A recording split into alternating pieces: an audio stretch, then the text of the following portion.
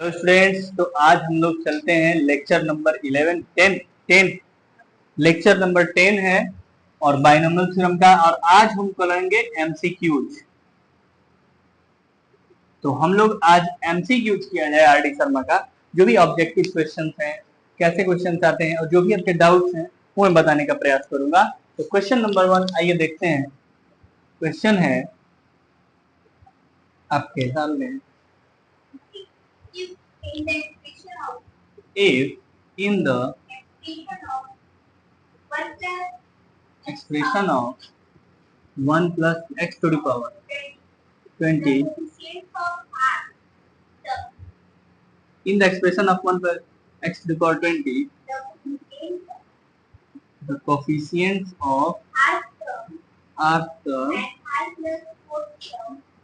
and r plus fourth term are equal, then r equal to what?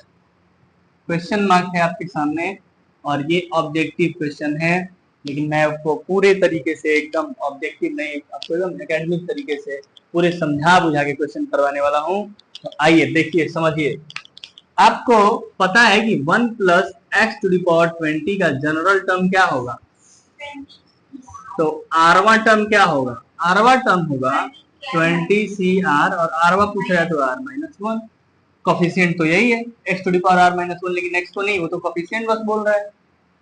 कह रहा है r plus fourth term, r plus fourth माने 20CR plus 3। अब ये दोनों आपस में इक्वल है, यही क्वेश्चन में कह रहा है। तो 20CR-1 equal to 20CR plus 3। आपको पता है स्टूडेंट्स कि NCR बराबर NCX बराबर NCY, देन या तो x प्लस वाई बराबर n होगा या तो x इक्वल टू वाई होगा।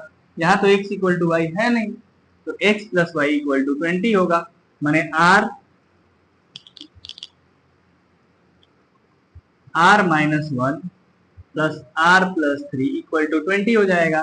r और r मिलके हो जाएगा 2r और -1 प्लस 3 मिलके होगा +2 इक्वल टू 20, मतलब 2r इक्वल टू 18, मतलब r इक्वल टू 9।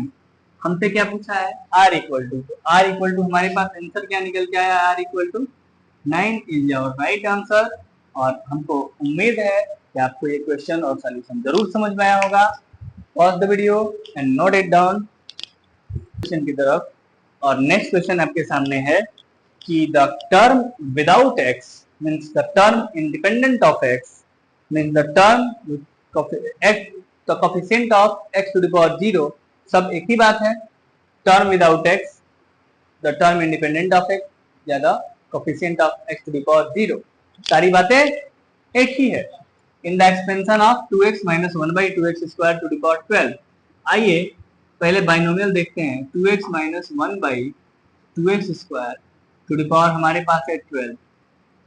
भाई इसका जनरल टर्म लिखेंगे तो TR1 plus 12CR 2x to the power 12 minus r minus 1 by 2x square to the power r। यहाँ से हम देखेंगे कि 12CR 2 to the power 12 minus r x to the power 12 minus r, और यहाँ पे आ जाएगा -1 टू द पावर r भी इधर कर दो, क्योंकि -1 टू द पावर r और ये हाँ -1/2 कर दो। यहाँ समझ में आ रहा है? समझिए पहले, मैंने -1/2 कोफिशिएंट सारे हटा दिए x को फ्री करने के लिए। तो ये देखो -1/2 को मैं यहाँ लिख देता हूँ -1/2 टू द पावर r और x to the power 12 minus r और 1/x स्क्वायर है ना, तो x ऊपर जाएगा तो क्या हो जाएगा? x to the power -2r, r ऊपर है। अब आप मुझे बताइए कि 12CR 2 to the power 12 minus r minus 1/2 to the power r, और सेम वैसे तो पावर क्या हो जाएगी? इसके पावर 12 माइनस 3r। अब मुझे टर्म विदाउट x चाहिए, x चाहिए ही नहीं, x चाहिए ही नहीं, तो 12 माइनस 3r को 0 के बराबर करो, क्योंकि x के ऊपर 0 चाहिए, तभी ना 1 हो जाएगा वो। तो ये बताओ कि 12 बराबर 3r, then r equal to 4। r equal to 4 the term without x, माने कौन सा टर्म होगा जो x के विदाउट होगा? तो r बराबर 4 आएगा, तो कौन सा टर्म होगा? r बराबर 4 प्लस 1 5, मतलब फिफ्थ टर्म। अगर टर्म पूछ रहा है तो कौन सा टर्म? फिफ्थ टर्म, आर की वैल्यू पूछ रहा है तो 4, समझ। हाँ जी, ये fifth term r equal to 4, और आंसर में अगर कोफिशिएंट पूछा है, अगर आंसर में पूछा है कौन सा टर्म, वो टर्म क्या है बता दो, तो कुछ बात नहीं, आप यहाँ रख दो, टर्म क्या हो जाएगा 12c5, आर की जगह 2 to the power 12 minus 5 minus 1 by 2 to the power 5, 12c5। इसको अब करना भी है क्या, सॉल्व करना है, करो चलो। 12c5 का मतलब 12 factorial upon 5 factorial into 7 factorial into 2 to the power 7 into minus 1 to the power 5, मतलब माइनस 1 टू दी पावर 5 यहाँ हो जाएगा, क्योंकि माइनस 1 टू दी पावर 5 क्या होगा, -1, हाँ, -1 टू दी पावर 5 -1 है, 2 to the power 5 2 to the power 5, समझ में आ रहा है। 5 नहीं पुट करेंगे क्या, यहाँ 5 ही तो पुट करेंगे आर की जगह, 4 पुट करना है, ओह शिट, चलो 4 पुट कर देते हैं, तो ये 8 हो जाएगा, तो ये तो निगेटिव नहीं रह जाएगा, तब पॉजिटिव हो जाएगा, अब सही है ना। चलो, तब तो ये भी 12c4 होगा, तब तो ये 8 का फैक्टोरियल होगा, ये 4 का फैक्टोरियल होगा। अब जाके सही हुआ क्या, सही है ना, अब सही तो है, मैं यहाँ सही है ना अब। चलो 2 टू दी पावर 4 से ये कट जाएगा, 2 to the power 4 times 12 factorial को लिखेंगे 12 into 11 into 10 into 9 into 8 factorial, अपन नीचे लिखेंगे 8 फैक्टोरियल इंटू 4 फैक्टोरियल लिखेंगे 4 3 2 1 इंटू 2 टू दी पावर 4 को क्या लिखेंगे, चलो 16 लिख देते हैं तुम्हारे कहने से, चलो भाई 8 से ये गया, 4 3 जा 12, 4 3 जा 12, 2 न 2 से 2 5 जा गया ये, तो आया तुम्हारा 11 5 जा 55 इंटू 9 इंटू 16, यही ना, इंटू 16, इसको मल्टीप्लाई कर लोगे या मैं ही करूं,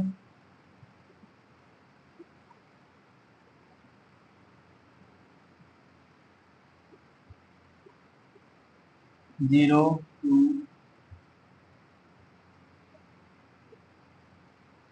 यही आ रहा है क्या, 5920 ऑप्शन में है, नहीं मल्टीप्लाई गलती हो गया क्या कहीं,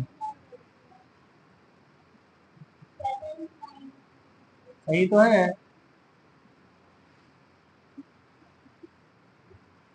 अच्छा 7 होगा ना ये अब सही है, चलो तो नोट कर लो इसको, अगर ये आंसर दे रहा है। समझते हैं नेक्स्ट क्वेश्चन को, एक अच्छा सवाल है, क्वेश्चन क्या कह रहा है, क्वेश्चन कह रहा है कि इस एक्सपेंशन में सेकंड और थर्ड टर्म का रेशियो किसके बराबर है, इस एक्सपेंशन के थर्ड और फोर्थ टर्म के रेशियो के बराबर है, यही ने बोला है कि in the expansion of this and this the ratio of coefficient of second and third term and third and fourth term respectively, respectively का मतलब सेकंड और थर्ड टर्म का रेशियो इसका और थर्ड और फोर्थ टर्म का रेशियो इसका equal है, तो n की वैल्यू क्या होगी, यही है। चलिए, तो ये जब है तो इसके लिए हम करेंगे क्या, कि सबसे पहले आएंगे, चलेंगे इस पे a plus b to the power n का सेकेंड टर्म और थर्ड टर्म का रेशियो लिखेंगे, तो सेकेंड टर्म क्या होगा, nc 1 a to the power n minus 1 b to the power 1 upon nc 2 a to the power n minus 2 b to the power 2, यही है।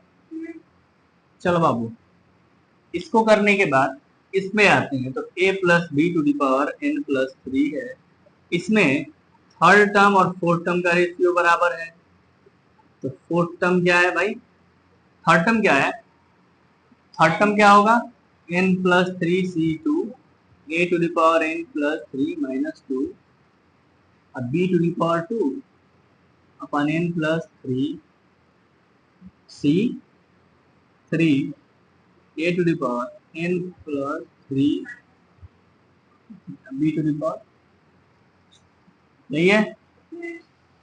अच्छा ये दिखाई दे रहा है, छोटा छोटा है, चलो ये 3 समझना, इसको भी 3 समझना, इसको n है ये भाई। अब थोड़ा सॉल्व कर लेते हैं, क्योंकि ये दोनों आपस में बराबर है, तो बराबर है तो T2 अपन T3 क्या आएगा, आएगा NC1 अपन NC2, MC1 का मतलब होता है n, और a to the power n minus one को a to the power n minus two से करोगी तो ऊपर आ जाएगा a, क्योंकि a to the power n minus one बड़ा है और a to the power n minus two छोटा है, एक छोटा है, और ऊपर में b to the power one है, b to the power two है, तो नीचे b बड़ा है, और NC2 की वैल्यू होती है n into n minus one by two. यही होता है क्या? होता है ना यही। ये नीचे वाला 2 सबसे ऊपर जाएगा और n से n कट जाएगा, तो हमारे पास यहाँ आया 2n minus one a by b T2 upon T3। यहाँ पे T3 अपॉन T4 आता है हमारे पास n प्लस थ्री C2 का मतलब होता है n प्लस थ्री का फैक्टोरियल अपॉन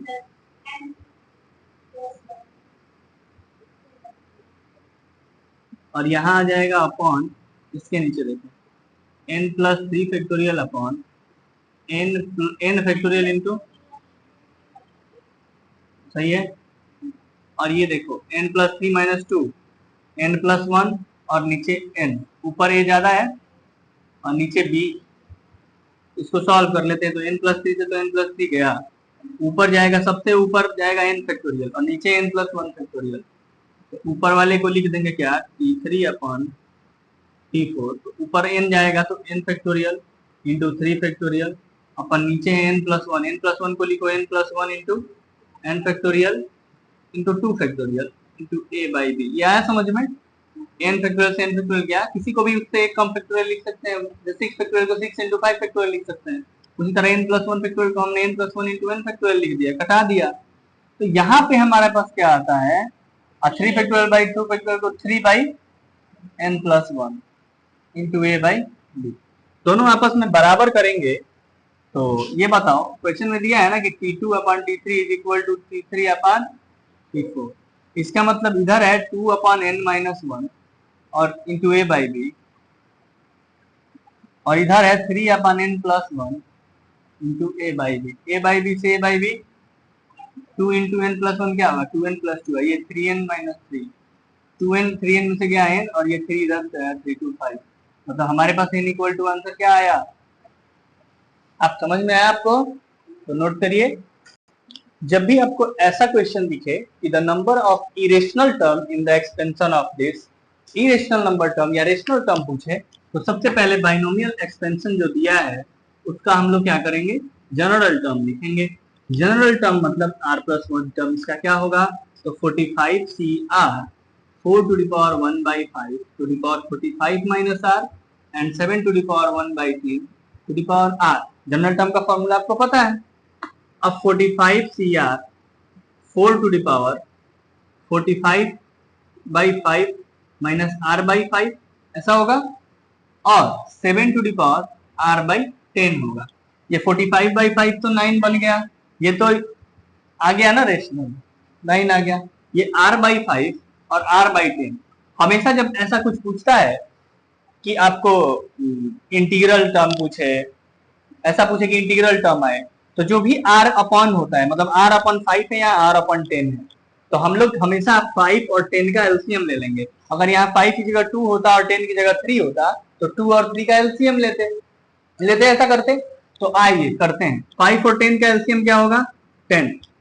अब मल्टीपल ऑफ 10 लेंगे, मल्टीपल ऑफ 10 कितना तक लेंगे, 45 के अंदर कितने मल्टीपल ऑफ 10 आते हैं, तो 0 10 20 30 और 40, 50 तो लेंगे नहीं। 45 के अंदर में इन दोनों के एलसीएम का जो भी आएगा उसका मल्टीपल लेते हैं, तो 5 और 10 का एलसीएम आया 10, एलसीएम ऑफ 5 और 10 कितना आया 10, और इस 10 का एलसीएम लिए तो 0 10 20 30 40, ये सारे टर्म क्या होंगे, इंटीग्रल टर्म होंगे, मतलब रेशनल टर्म होंगे। तो ये बताओ हमें कितने रेशनल टर्म मिल गए, रेशनल टर्म्स हमारे पास कितने आ गए, 1 2 3 4 5 5। तो इरेशनल नंबर कितने होंगे, इरेशनल टर्म्स, तो टोटल टर्म्स कितने होंगे, अगर पावर 45 है तो टोटल टर्म्स 46 n प्लस 1 और माइनस 5, मतलब 41 हमारे क्या होंगे, इरेशनल टर्म होंगे। और इस टाइप के सवाल को हम ऐसे ही करते हैं, नोट करिए, इसको नोट करिए।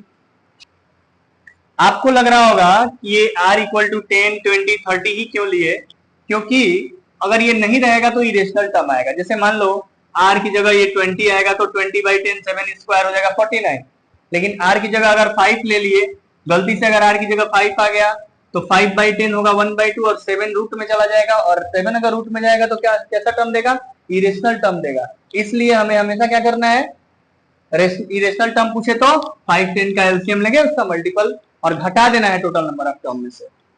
तो चलिए आज के लिए बस इतना ही, मिलते हैं कल आपसे नेक्स्ट लेक्चर में। और कल का लेक्चर एक वेरी इंपॉर्टेंट लेक्चर होने वाला है जिसमें रिमाइंडर थ्योरम आपको समझाएंगे, तो बने रहिए हमारे साथ, मिलते हैं अगले वीडियो में।